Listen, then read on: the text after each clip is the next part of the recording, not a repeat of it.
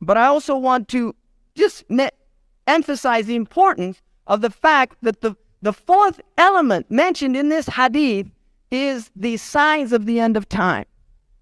And when the hadith finishes, Umar radiallahu anhu says, "Labithtu maliya," I waited some time and then asked the Prophet ﷺ, the Prophet asked him, "Do you know, Atatri man as-sa'il ya Umar? Do you know who the one asking the question was?" And he said, "No." And he said, "Hada Jibreel." That was Jibreel. "Atakum liyu'allimukum deenakum." He came in order to teach you your deen. Now, what did he teach? He taught Islam, Iman, Ihsan, and the alamat as-sa'a. And these people, the Sahaba, were waiting and watching to see the signs manifest. And Hudayfa ibn Yaman, radiallahu anhu, is one of the great scholars of the signs of the end of time. So amongst the Sahaba themselves, they had specialists that were specialists in this knowledge, and it is a knowledge. Now, what I've noticed is that a lot of Muslims are almost embarrassed to mention the end of time. It's like you never hear it. And that in itself is a sign of the end of time. Because the Prophet ﷺ said, "La yakhruj ad-Dajjal illa an ghaflatan min an-nas." The Dajjal will not come out until people have forgotten. And he said, وَيَتْرُكْ ذِكْرَهُ أَئِمَّتُنَا عَلَى الْمَنَابِرِ. And our imams will leave his mention from the minbar. Now, one of the things you never hear in khutbah is the mentioning of the Dajjal. I lived in the Middle East for almost 10 years, and I never heard a khutbah on Masih ad-Dajjal. And that in itself is a sign of the end of time.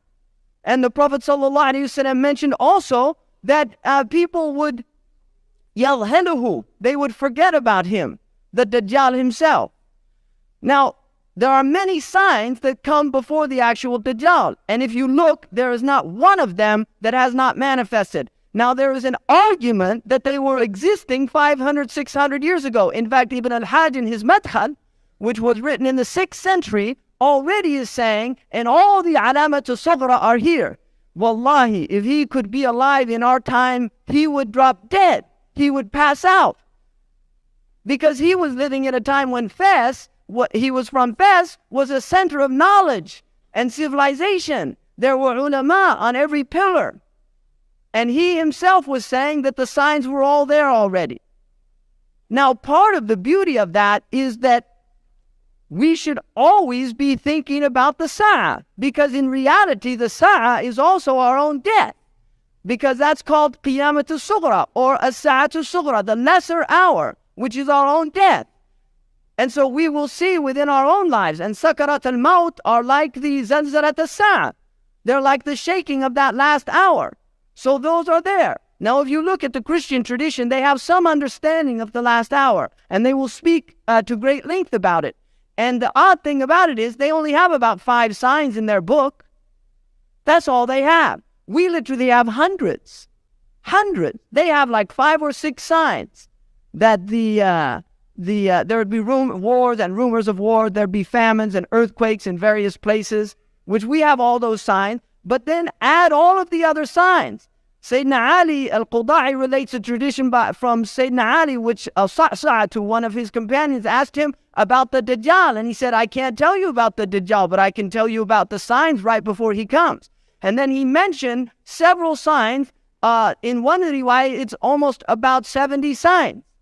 And from amongst them, he said that you would see people with amatul salah. They would literally, the prayer would become dead, lifeless, routine. It would be routine, and also many people would leave it. Now, in the Islamic civilization, leaving the prayer did not happen. You did not have tariq al-salah. People left the prayer. If they left it, it was their own business. Nobody knew about it because they would literally be taken to the muhakama. And this is a fact, and you can see in the books of fiqh, it's mentioned about hukum tariq al-salah. But it is a modern phenomenon in which the Muslims have left the prayer.